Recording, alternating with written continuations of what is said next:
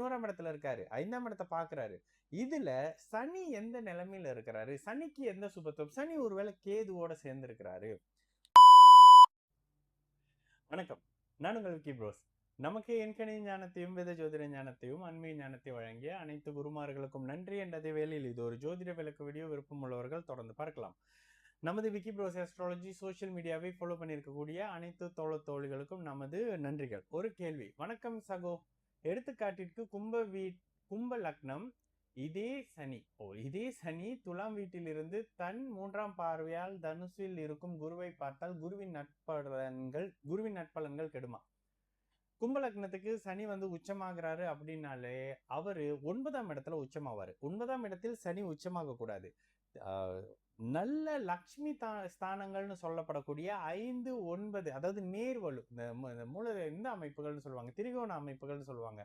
லக்னம் 5, 7, 9ஆம் இடத்தோட இருக்கக்கூடிய சனி சில இருக்கக்கூடிய வீடுகளை கெடுத்து பலன் செய்வார் என்ற சில விஷயம் இருக்கு. அப்ப இயல்பாகவே 9ல சனி இருக்கக்கூடாது. லக்னாதிபதி ஸ்தான பலத்தோடு பலமான உடல், கடுமையான உழைப்பாளி, இந்த தன்மைகள்லாம் வந்துடும் சனிக்கு கூடுதல் சுபத்துவ நிலை வராத பட்சத்துல. ஓகேங்களா? இதுக்கு அடுத்த நிலையில என்ன கேக்குறீங்க, 11ஆம் இடத்துல இருக்கக்கூடிய குருவை சனி 3ஆம் பார்வையா பாக்குறதால குருவினுடைய நட்பலன்கள் கெடுமான்னு கேக்குறீங்க. கெடாது, ஆனால் குறையும். சனி உச்சமா இருக்கிறாரு, குரு மூல திரிகோண வலுவோட தனுசுல இருக்கிறாரு. ஆனா அவரே லக்னத்துக்கு லாபாதிபதியாவும் இருக்கிறாரு. இதுல இன்னொரு விஷயமும் சொல்ற மாதிரி இருக்கும். 12ஆம் அதிபதியினுடைய பார்வை லாபாதிபதிக்கும் தனாதிபதிக்கும் வருது. ஏன்னா குரு 2, 11ஆம் அதிபதி. இதனுடைய விஷயத்தை நீங்க எப்ப பாப்பீங்க? குரு தசையில பாப்பீங்க.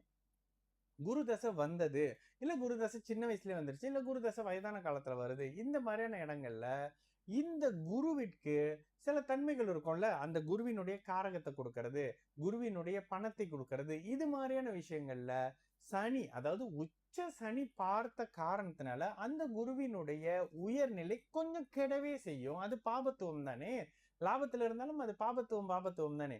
11ஆம் இடத்துல இருக்காரு, 5ஆம் இடத்தை பாக்குறாரு. இதுல சனி எந்த நிலைமையில இருக்கிறாரு, சனிக்கு எந்த சுபத்துவம், சனி ஒருவேளை கேதுவோட சேர்ந்து இருக்கிறாரு.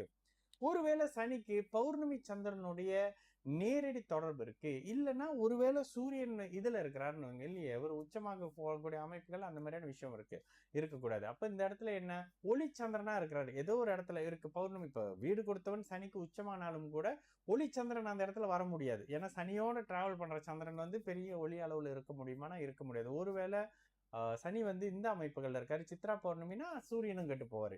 சரி, டிகிரி அமைப்புல தள்ளியே இருக்காருன்னு வைங்களேன்.